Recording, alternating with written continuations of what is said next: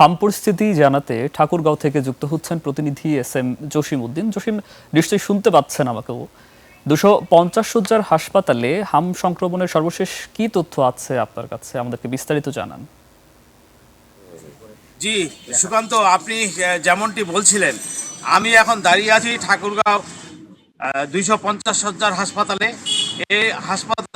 এই হাসপাতালটি 250 শয্যার হলেও এই হাসপাতালে এখন শিশু বিভাগে নির্ধারিত শয্যা রয়েছে 45টি, কিন্তু প্রতিদিন ভর্তি থাকছে আপনার 200 শতাধিক রুগী। তো এখানে আমাদের এলাকায় সম্প্রতি হামের প্রকোপ দেখা দিয়েছে এবং এই গত 3 মাসে এখানে প্রায় 48 জন শিশুর মধ্যে হামের হামের প্রকোপ দেখা গেছে।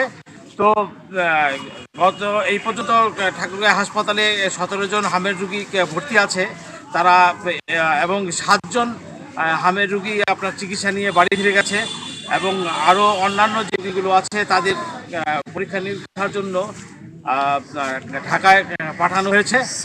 তো আপনার এখন আমি এখানে ঠাকুরগাঁও হাসপাতালে যে চিকিৎসাধীন রয়েছে তার একজন অভিভাবকের সাথে কথা বলবো। আপনার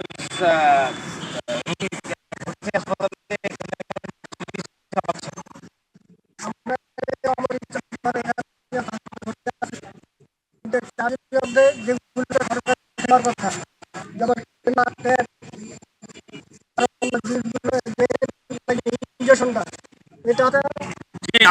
যেমনটি বলছিলেন যে এখানে আমের আইসোলেশন বিভাগে 4টি শয্যা বরাদ্দ করা হয়েছে, কিন্তু এই শয্যা বাড়ানো আহ্বান দাবি জানিয়েছেন এটা তারা রোগী। জসিম উদ্দিন, আপনাকে ধন্যবাদ।